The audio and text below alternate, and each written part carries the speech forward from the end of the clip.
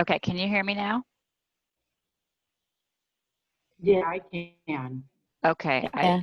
we lost connection and it muted everyone for some reason. So I don't know where I blanked out, but we're going to continue. Diana, are you there? You look like you've frozen up. Yes. Can you guys hear me? I can. Okay. Yes. Yes, I can. Sorry about that. Thank you all for your patience. I think I lost connection and maybe you were all still there. All right. So I was just giving a summary of the next few weeks. I will be putting together a new schedule and forward that out to you all. So keep an eye out for that. But just know there won't be a regular Zoom chat next week. So my name is Sonia Bingaman. I'm the manager of the local Sacramento Regional Office for the State Council on Developmental Disabilities. And my staff person, Kathy Bryan. You want to introduce yourself, Kathy, or are you there? Sure. Hi, I'm Kathy Bryan, and I work with Sonia in the Sacramento Regional Office. Really happy to have these chats and see so many of you showing up. So we've been really busy during this COVID shelter in place time. It's been great that Sonia's created these chats so we can stay in touch. That's it. Thank you. And again, feel free to use the chat if you have a question, and Kathy will be monitoring that and helping out. So the State Council, our office, we operate around the state, and our office specifically covers the 10 counties around Sacramento. So Sacramento, Yolo, Yuba, Sutter, Colusa, Placer, Nevada, Sierra, Alpine, and El Dorado counties. But I know that there are many of you from all over the state, so welcome. Especially today's conversation is with Family Resource Center, and many of you have one in your area. So the information we talk about today with Diana will apply to many of your Family Resource Centers, and of course you can look up the one in your area and contact them and find out specifically what supports they're providing. So even if you're not in our region covered by Warmline, the information should be helpful to you. So as soon as I see Diana show up again, we will get started. I think I'm still here. Okay, I can't see you, but I can hear you. So Okay, that works. Great. All right, there you are. Great. So we'll work our way through technology.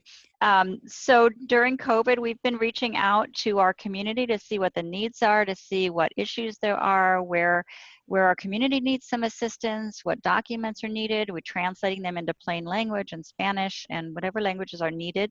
You can find a lot of those on our website, scdd.ca.gov, and those are there, so you can access those. And also just connecting with all the people that we know statewide. So thank you for being here. So today, Diana Maffei is going to talk about Warmline.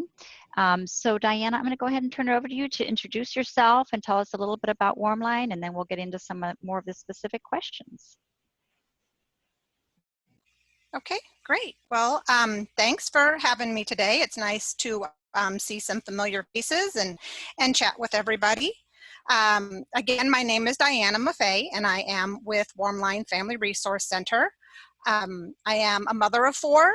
I have a background that's kind of wide-ranging, background in nursing, background in politics, and then I had a child with a developmental delay and came on to Warmline. So hence I'm here now. So as many of you likely know, Warmline is a family resource center that works with families and children with developmental disabilities or delays. We work with families that have children from birth to age 26 in 26 counties of Northern California, from Tuolumne County in the south and then up the Oregon border. So there's a lot of counties we cover. And a lot of different programs. So again, from birth to age 26, so we work with families that have children from 3 to 26 in special education, and from 0 to 3 in early intervention, and then a lot of families kind of in between that are connecting them to resources and community and how to work with their children. So that's the short version of what we do, but we can get into some more details as well. Sure, thank you. And So so I'm sorry, I'm trying to, whoops, I lost you all. we can hear you still, so we'll just keep Whoops, I talking. lost. Are we there? We are. Okay. Yeah, we can hear Yeah. you. We just can't see you, but Yes. that's okay. We're getting used to Okay. this Yeah. virtual world. Yes, So my internet connection is telling me it's unstable. So I'm trying to get everybody to log off household. Turn it off. Yeah. okay. So we do have staff that speak. I know you mentioned briefly in the introduction, multilingual. So we have staff, we have ASL, Spanish, and Russian. So we don't really offer services or publications in too many other languages because we can't back them up in the office. But we do have Spanish speaking, Russian speaking, and then ASL speaking staff. So we do offer resources in those capacities or languages. So there's that. I lost my train of thought after the internet connection going unstable. Now I'm focused so much on that. Yeah, where was I going? I was telling about Warmline and the families. Okay.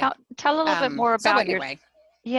talk a little bit about your staff and their backgrounds and what kinds of things can they assist with? Okay. Yeah, great. No, that helps get me back back on my train of thought.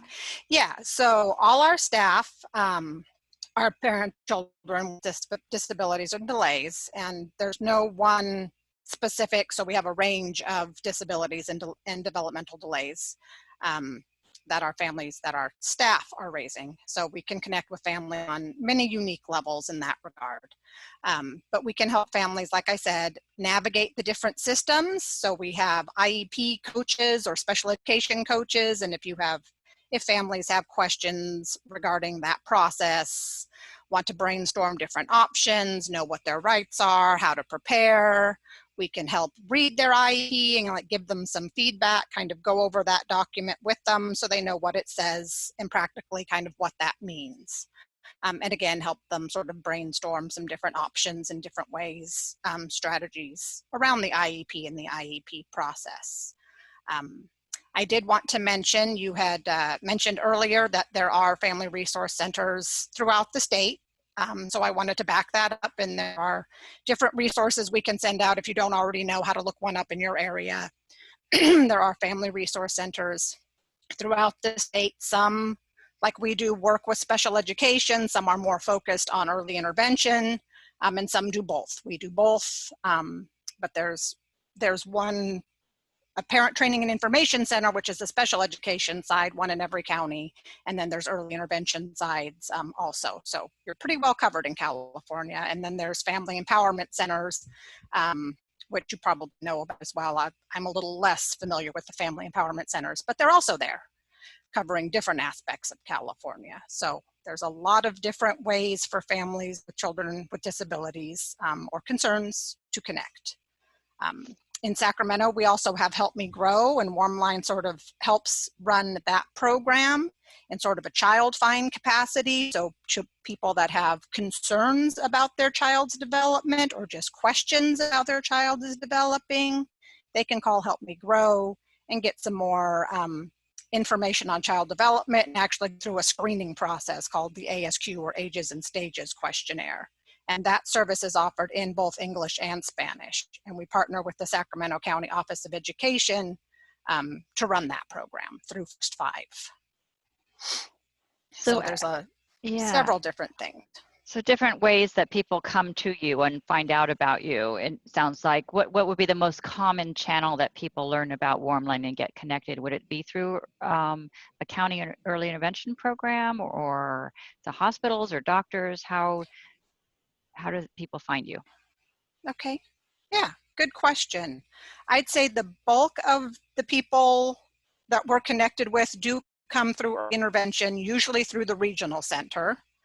We do get some referrals from the County Office of Education's infant development programs also, but mostly from early start programs through the regional center, and we work with Alta California Regional Center.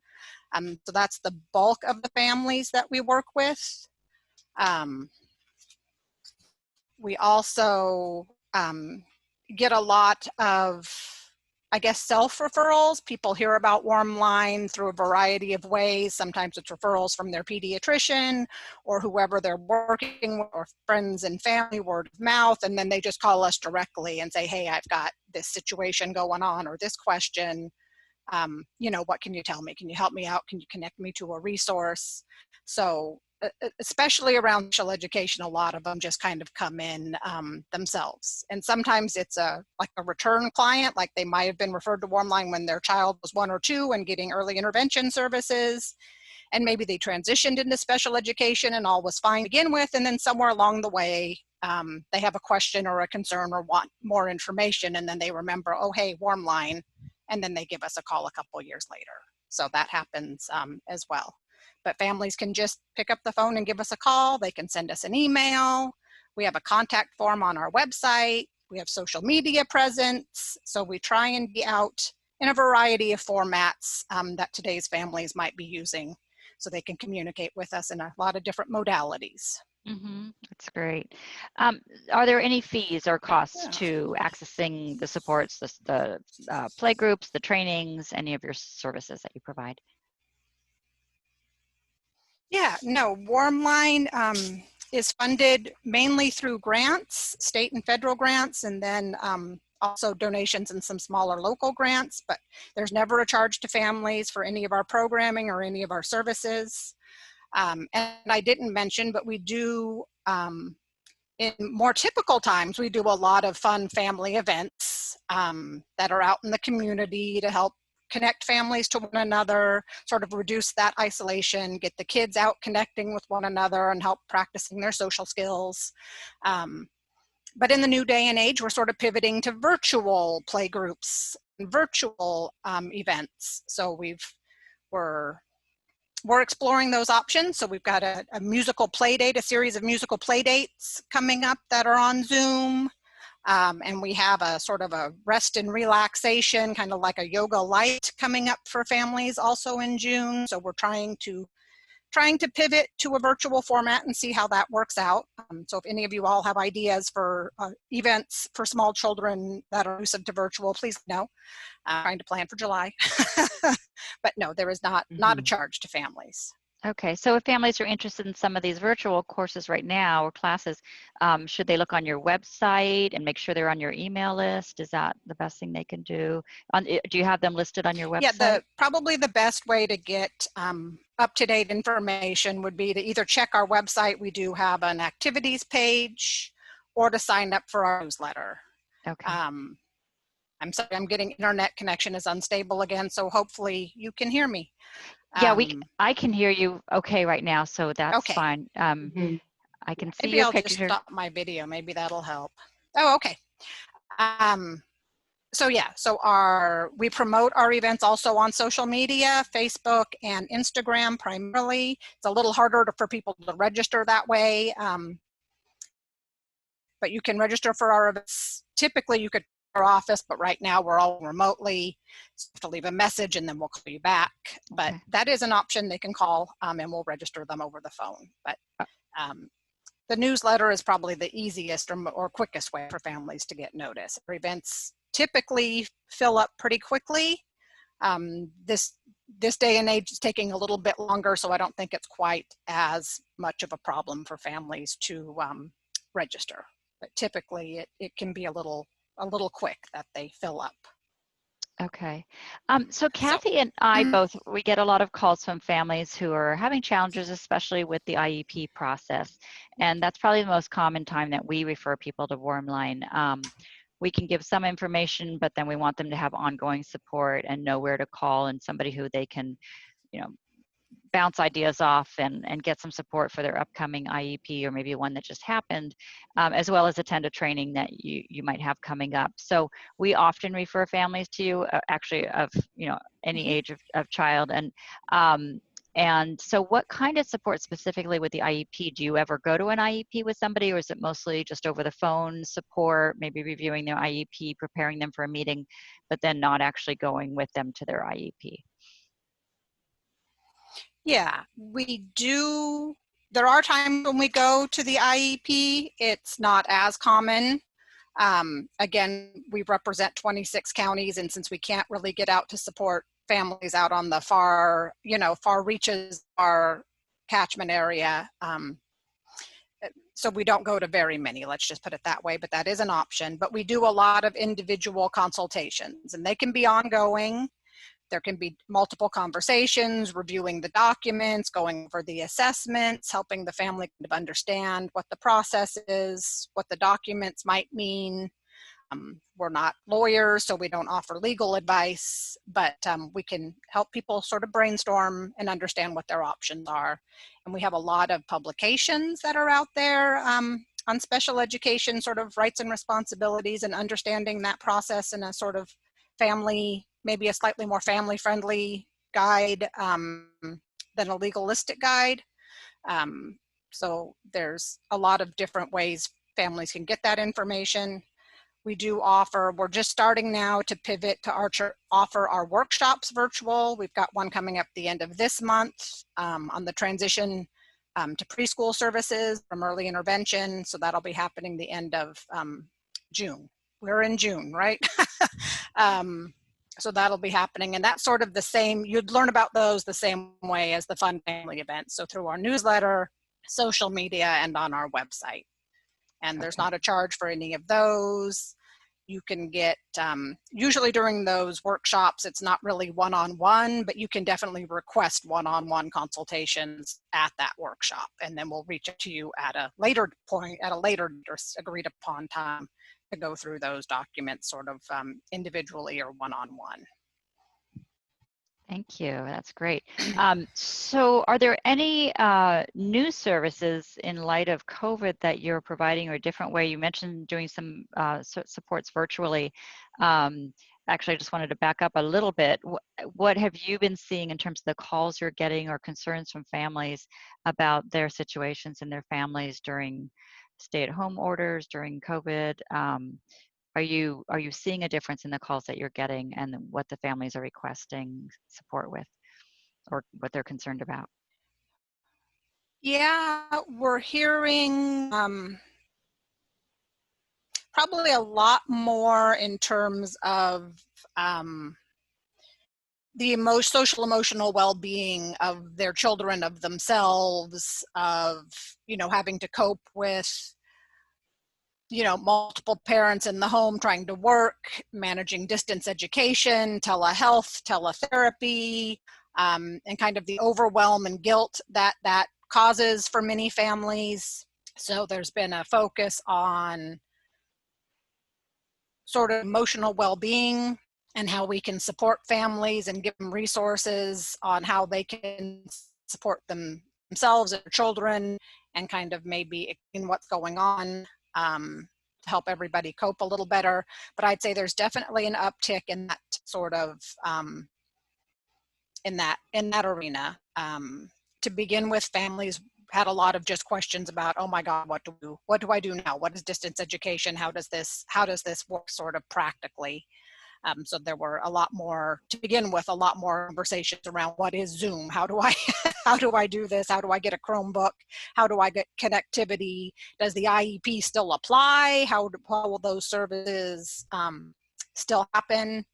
And I know there are still some questions out there about the transition to preschool and how that process works. I understand in the greater Sacramento area, it seems like it's been going along good, is what I'm hearing at least. So if anybody knows differently, please let me know. So I'm not sure in other areas how it's working, but I understand in the greater Sacramento area, it seems to be working per usual, pretty well.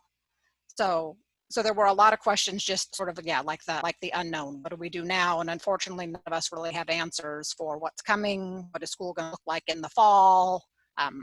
But sort of helping families navigate unknown and reassuring them that, IDEA still applies. None of those provisions have been waived or otherwise altered. So schools have some flexibility given the situation clearly, but the law is still there. So some reassurances in that regard.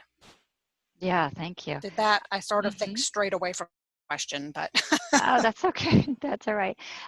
So what other agencies in the community do you partner with? You mentioned Help Me Grow and some of the early intervention programs in the regional center. Are there other agencies in the community that you partner with or work together with? Yeah, there are numerous. So just from other community-based organizations to more statewide collaboratives and everything in between. So the different school district, LEAs, the different county office of ed, the regional center, and the regional centers farther up north as well for our children in the special education grant, and a lot of different resource centers. So to get a little bit more into the details, we work in 6 counties around Sacramento specific to Early Start, and the 26 is specific to special education.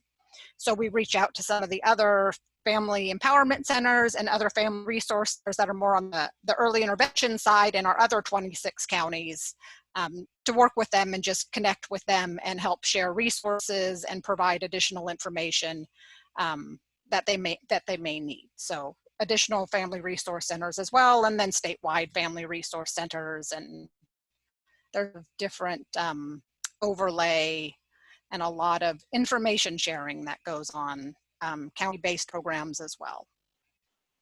Great. Now everyone popping in and out, I totally forgot my question. Can you think of can you think of a situation where you had a family call and you were able to solve the challenge or the missing link or find the information that they needed? And I'm not sure if you can think of any specific examples of people that you've been able to help with. And then I just remembered my other question, which I'll state now so we can try to remember it. And that was to describe the difference between the supports that Warmline provides and the supports that a service coordinator through the regional center provides, because I think that can be confusing for some people. So 2 different questions. Okay.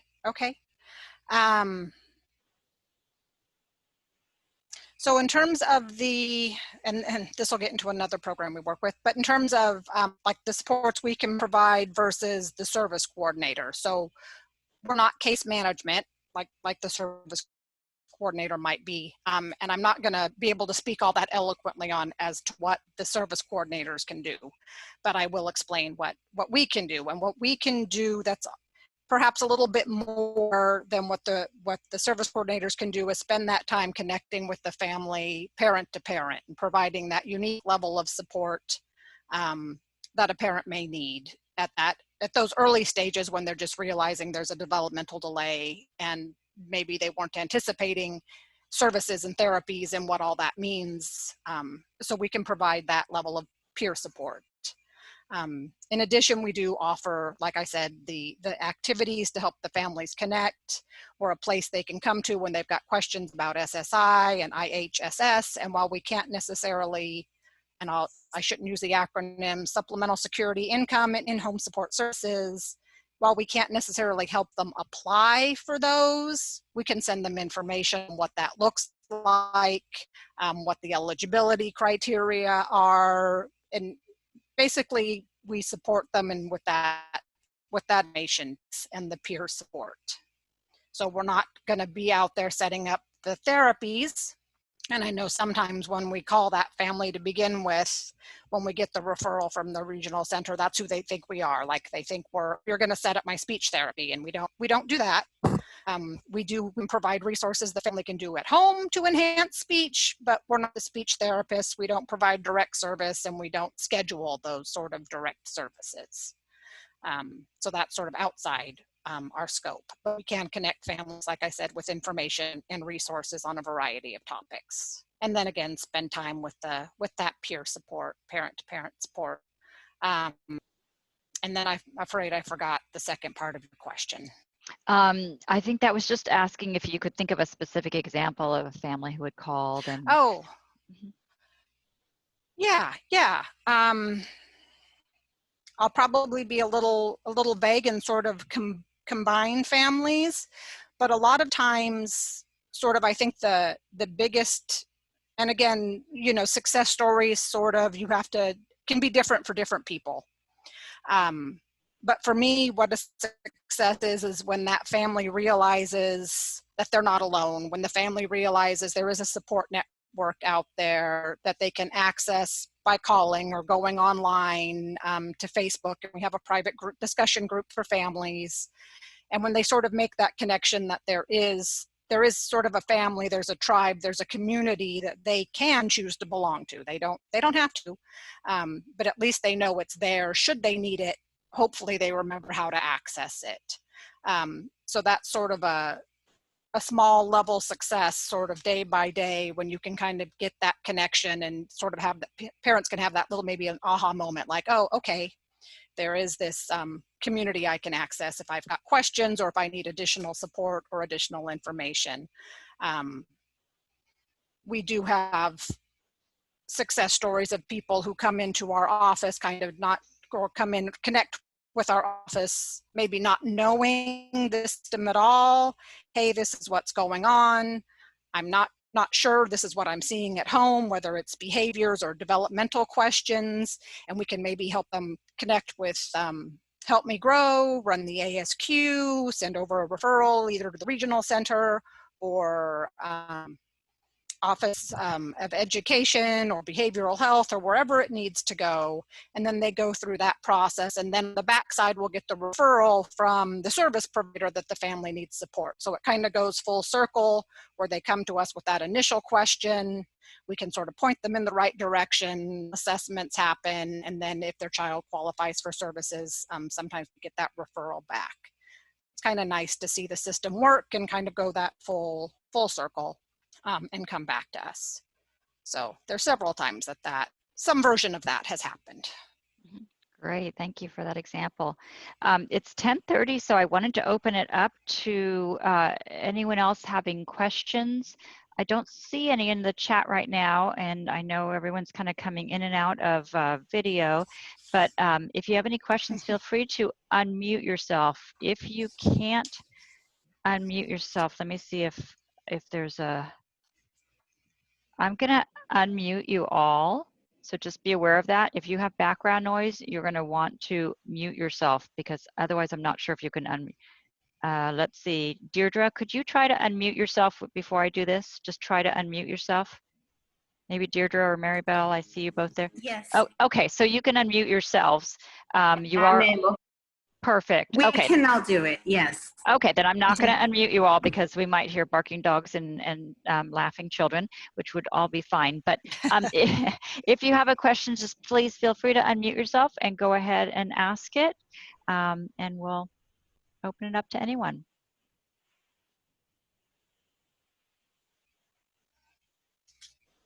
Yeah, and I have to apologize. When I was having unstable internet, I had to close down my windows that had all my notes. So then I was trying to text my husband to turn on the printer, and now I've got them printed. So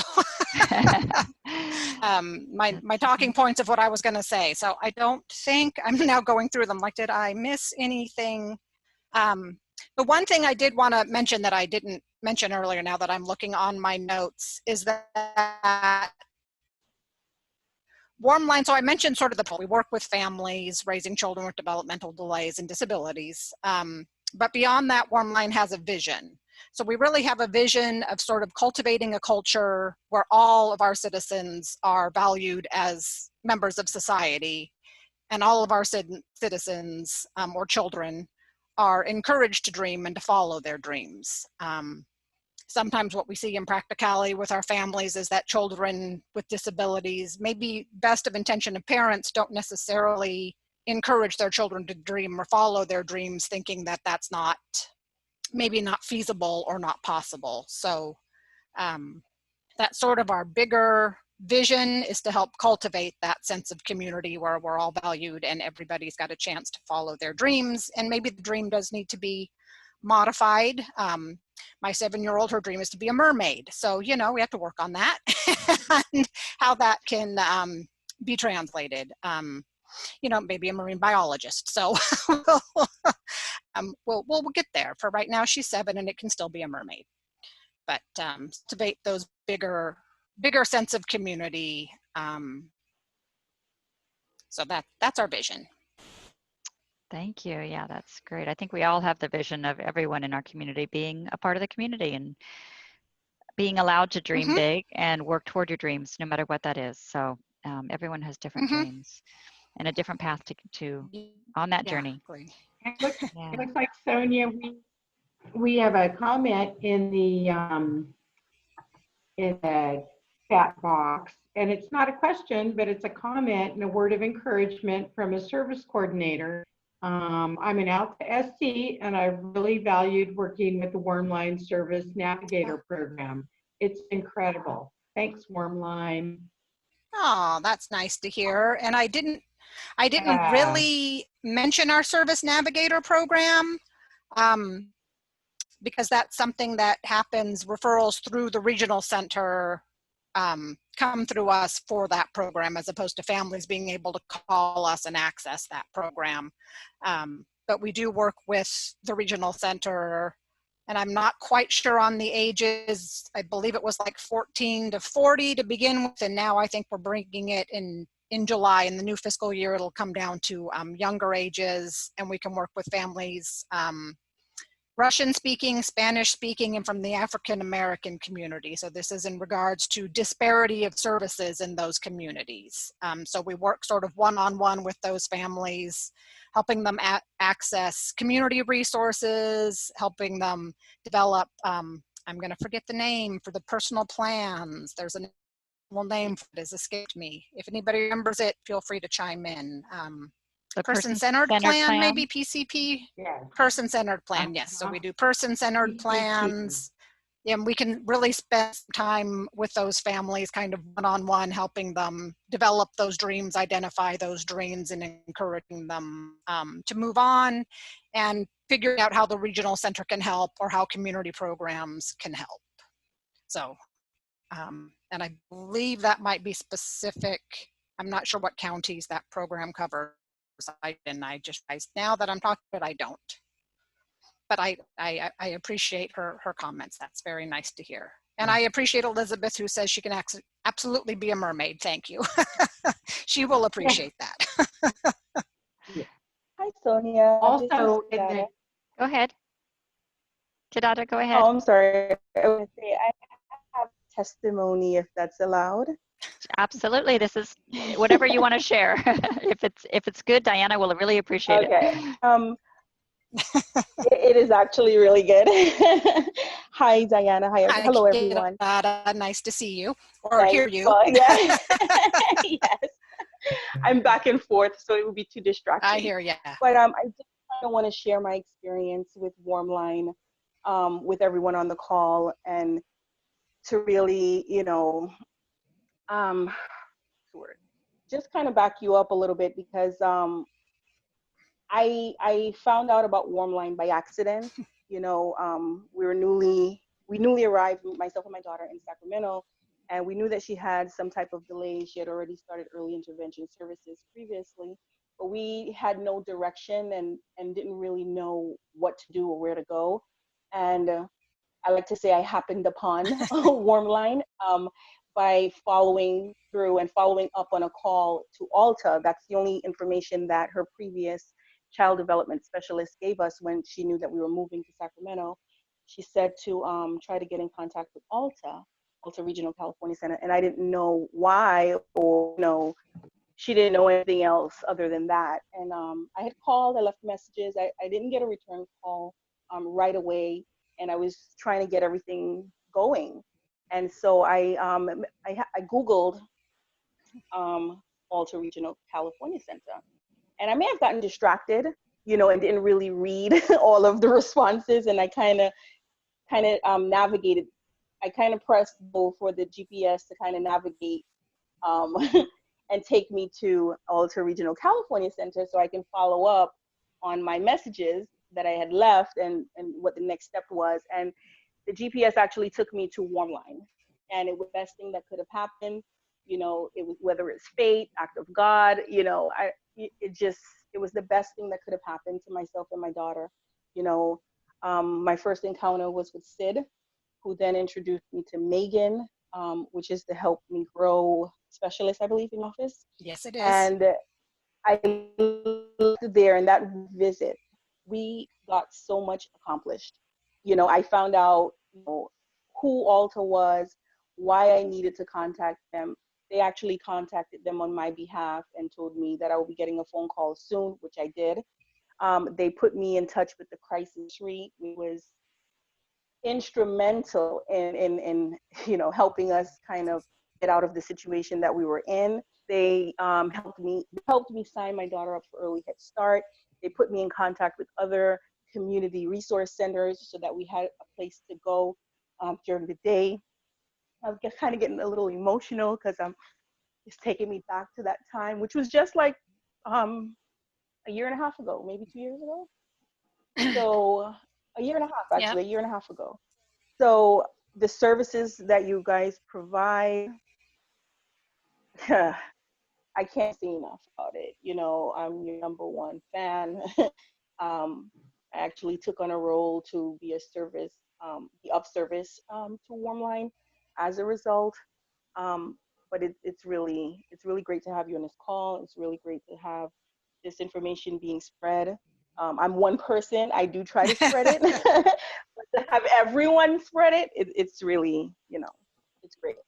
Well, That's it. thank you, Thanks. Kidada. I appreciate you sharing your story. I didn't want to share it for you under successes. So That's okay. thank you. Feel Thank free. you for sharing I'll it while find you a were here. disclaimer. Okay. But yeah, that was definitely a nice example of how things can work when all the pieces come together and you can help families understand not just who to Yeah. contact, but why. Yes. And that probably is another big part of what we do, is sort of help the families understand the why, connect the dots. Exactly. More than just a list of, here, call these people, because we're all too busy just to make those phone Make calls. phone calls, and sometimes you don't know why you're calling Right. certain people, and you don't know what order. So we knew leaving there that, okay, Alta, we needed to get in contact with Alta so that we can start her speech and OT and have her assessed, and you guys made that happen, and I'm forever grateful for that. Well, I'm glad you. that GPS navigated you our way. Yes. I was like, how did, and I was frustrated at first because I was like, is this Alta? There was no signage Right. saying that it was, but I was still, you know, going to find out why am I here? And, you know, Sid was like, no, but why are you looking for Alta? And I was a little annoyed. I was like, well, why does that matter? But the fact that she knew what Alta was, I kind of wanted to hear more. And so it kind of worked out. It definitely worked out. Not kind of worked out. It definitely worked out. And again, I am grateful. Thank you. Yeah. Sid is, I imagine most of you know who Sid Van Corsel is. She's big on telling us all, she refers to it as peeling the onion. So sometimes families call us and they just say, you know, I want to know my rights. And well, we can give parents their rights for special education, whatever program we're talking about, but usually that's not maybe what they really mean. So to kind of dig a little deeper and ask those, ask some additional questions so we can maybe provide them with more additional resources that might be more useful than just, you know, what are my rights or what does the law say? So we try and sometimes that may come across as a little annoying at first. Families come in and they're like, what? Or when families call and we start kind of asking questions. But we're big on saying we don't have, we might not have all the answers, but we do have a lot of questions and we know where to go to find the information. So we can kind of help families once we know what's going on, where to look for some help, some more information. Yeah, and a lot of the times Just it's to add a who we little know. more. Go ahead, Kidada.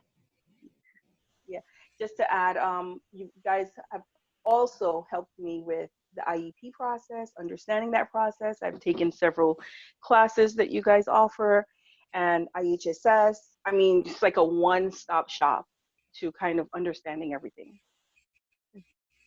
Yeah, we do have a wealth of information. And I met Kidada because the two of us were showing up to trainings that were happening in the community by different organizations, and the two of us kept finding that we were amongst the few that were there and started talking and got to know each other. And then Kadada actually joined our advisory committee. But I think she showed the power of connection with other parents and how valuable that is. Sometimes we think, like you said, Diana, we think we're calling about what are our rights, but actually what we're looking for is a community, and we're looking for friendship and support and a cohort, of other parents who have been through a similar situation. And that's what they find when they call Warmline and many other of the organizations in our area that are supporting families. But it's often, and I see all these names, and I know so many of you, and I know so many of you know each other. And when one of you needs help and you reach out to the others, those friends come and support you. And that's the power of community and power of even those play groups that you organize. Is just the parents getting to know each other. And the power of that. I think Raymond would agree as well. He runs support groups and others of you as well, that it's the power of having a friend you can call late at night and say, well, this happened, what do I do? Or, what's happening? Or I'm sad, or I'm depressed, or I'm angry, or you're not really looking for your legal rights, you're looking for a friend. So I think people can always call Warmline when they just need that voice of another person as well. I'm going to open up again. Anyone else have any questions for Diana? I see other agencies online, so if anyone else wanted to share anything or ask a question of Diana about Warmline, please feel free to do so. I have a question, Sonia. My question is geared toward, you speak of servicing all communities and servicing African American communities.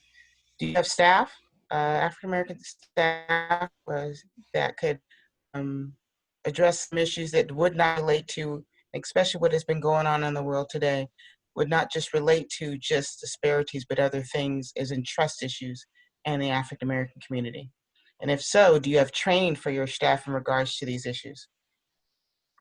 I'm not sure to the extent you mean the other issues. We do have African American staff. She specifically works with the disability program that we were talking about through the regional center. She's very well versed in a lot of different avenues. I'm not going to necessarily say that she has training or her official capacity at Warmline navigate trust issues on a society level. If there are trust issues as it relates to maybe the IPP or service providers, so maybe more on an individual level. But again, I'm not quite sure the nuances of what you're specifically asking. I'll clarify that. And it wouldn't necessarily be for her, it'd be necessary for the rest of your staff in regards to, because if she could not, it wouldn't be inclusive just for her to speak to that population, but your whole staff needs to be able to do that. So in doing that, they would need to know, to be clarification of what that is. So my clarification is that to where, if not just her, because she lives it and knows it, and I'm trying to sound, if it sounds in a different type of light, but I hope everybody can understand where I'm coming from in this comment, because it hits all avenues of what we're dealing with today. So it wouldn't be her, it would be the rest of your staff. Yeah, and I will say, and thank you for clarifying, because I didn't quite get that the first time around. So again, thank you for clarifying. I'm not going to say that in light of what's going on, we've received training in that specific, maybe in light of what's going on today, we have received training in terms of cultural competence. Just in terms of Warmline specific, we're big on withholding judgment. That's not our place. And I don't know that necessarily feeds in here, but in my mind, it does. And again, we're looking for inclusivity on all levels. Children with disabilities, doesn't matter backgrounds. But again, I'm not going to say we've gotten training, maybe in light of today, what the training should be. So I think that's something we can continue as a staff and as a society to learn more about, learn more ways we can be more competent, more supportive, more sensitive, be more help. So I think that's an ongoing process we need to continue in, but we have received training, like I said, in general cultural competence and cultural bias. I would also like to piggyback off of what Diana had said, and a little revelation. I actually serve on the board of directors for Warmline, and I have been contacted regarding what you're referring to, Benita, and everything that's going on in the world today. And I do know that steps are being taken to kind of combat that and to make sure and ensure it going forward that we move in a different direction. I hope Just so that we helps. clarify, I hope we will all realize this is not a new thing. No, So it's I not hope a new that going thing. forward, hang on, going forward, that we realize it's not something that's new. This has been happening for years, so it need to be a continuous thing. yes. There's no need to have a further discussion. I just want to clarify, this is not new. Well, like I said, I can tell you that I specifically have been contacted with to kind of come up with ways to help the situation and going forward, you know, alleviate and to maybe eliminate, you know, a lot of what's happened and what's been going on. Okay. Yeah, and we are maybe this can be a broader conversation as well. I know we are in discussions with getting some more cultural bias training, which is big in numerous ways, cultural bias. So I don't know, I'm now starting to think outside the box if that might be a training we could offer to families well, or to outside organizations. Anyway, thinking off the top of it there, kind of brought up some different ideas for me, but definitely an age-old discussion that needs to continue.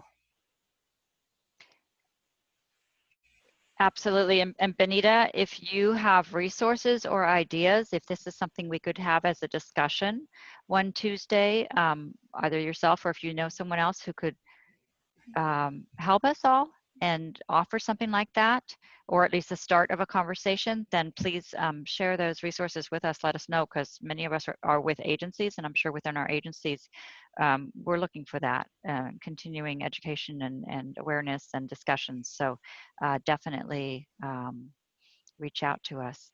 We have time for a couple more questions if anyone else has a question.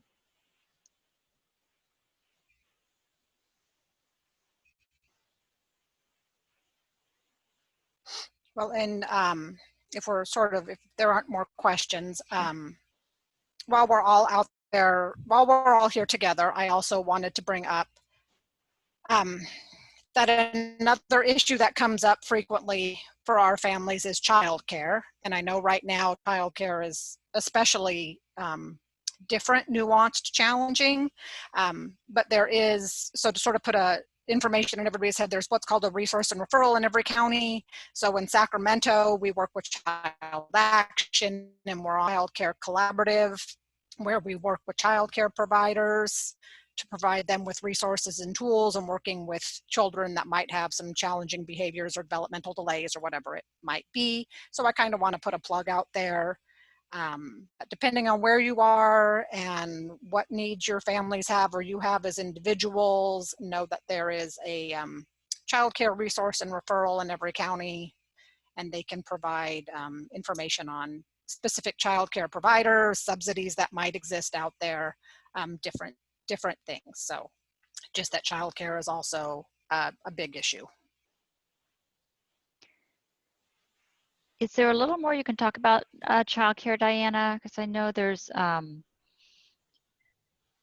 does childcare work for children with special needs accessing some of the childcare providers? Are there certain rights that they have to attend any childcare situation, some of the home childcare businesses, or is that something that you get involved with in training the child care providers so that they have specific skills, or supporting them?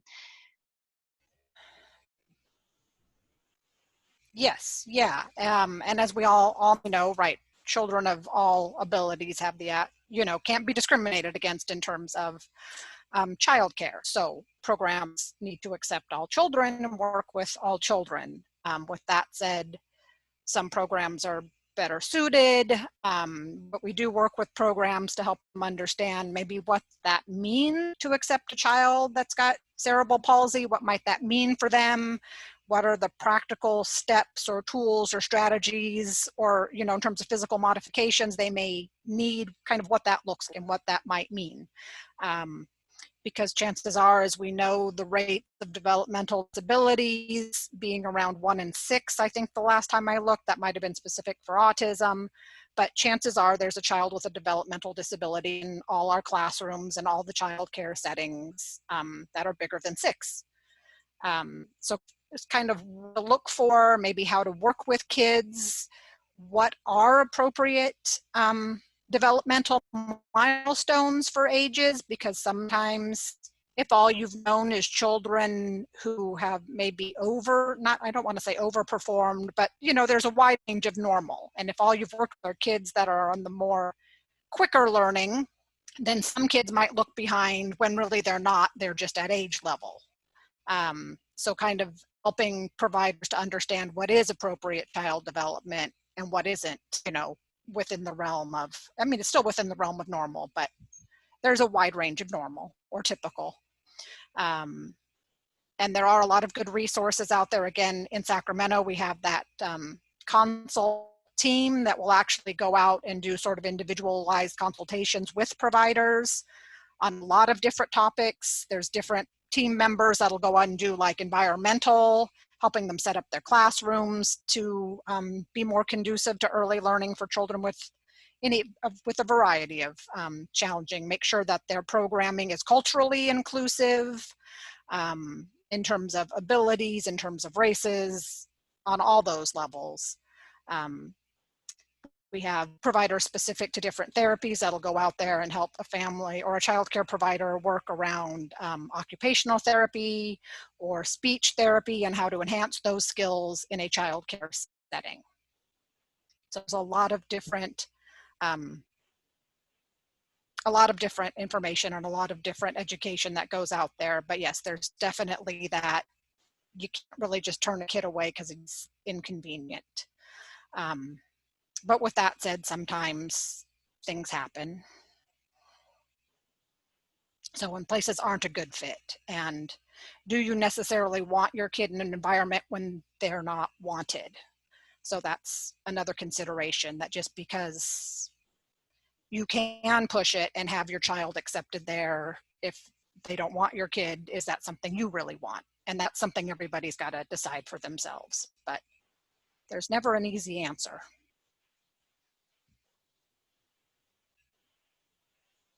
Did that kind of hint around or get around to what you were wanting?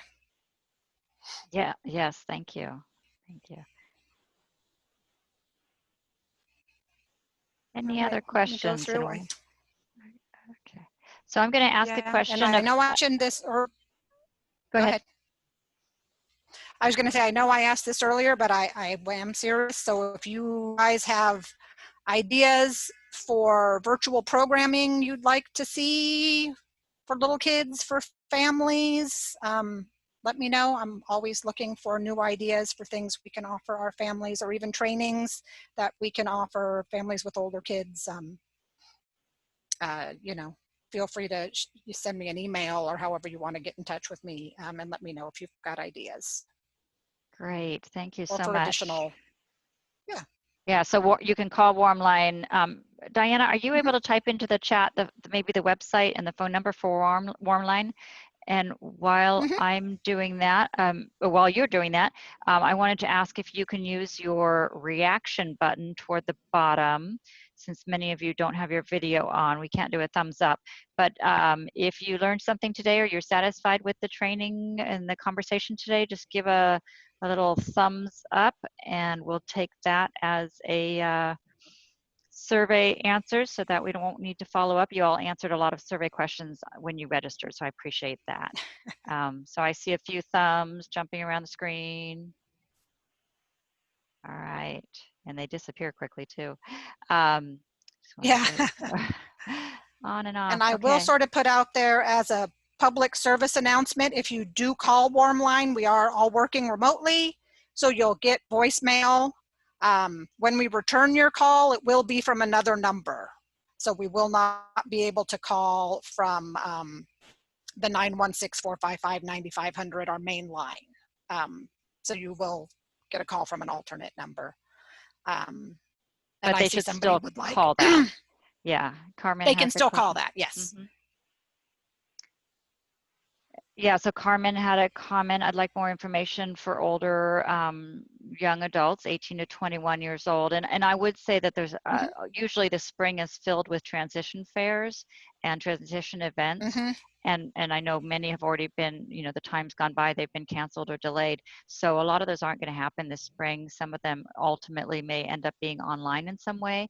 So yeah, Carmen, we definitely need to figure out a way to have those discussions and presentations and times to meet some of the adult providers so that those in high school can start meeting them and know what supports they're going to be for transition. So let's keep figuring out ways to address that age group. You're also always welcome to call Warmline or call any of us, and we can help connect you with some supports that focus on that transition age. Also always include your service coordinator. You know, call them, email them these days. Say, I want to know more. What resources are available? What supports can you provide? What's going to happen when my child graduates? What can we do beforehand to prepare? There's so much that can happen starting even earlier than 18, starting at 14 and 16, to start thinking about ask transition. ask early, ask often. Yeah, definitely. All right, we got a bunch of thumbs up. Great job, Diana. She's going to research some virtual events. That's great. Thank you, Warmline. Thank you. Online would be good. And I know online's just been a great way to access people who can't come down to our meeting. So we've really appreciated the time you've all taken and the effort to get online. And thank you for your patience with our video slowness today. But I think we were able to hear Diana really well. So thank you all, and have a great day. Bye-bye. Thank you. All right. Thank you, everyone. Bye.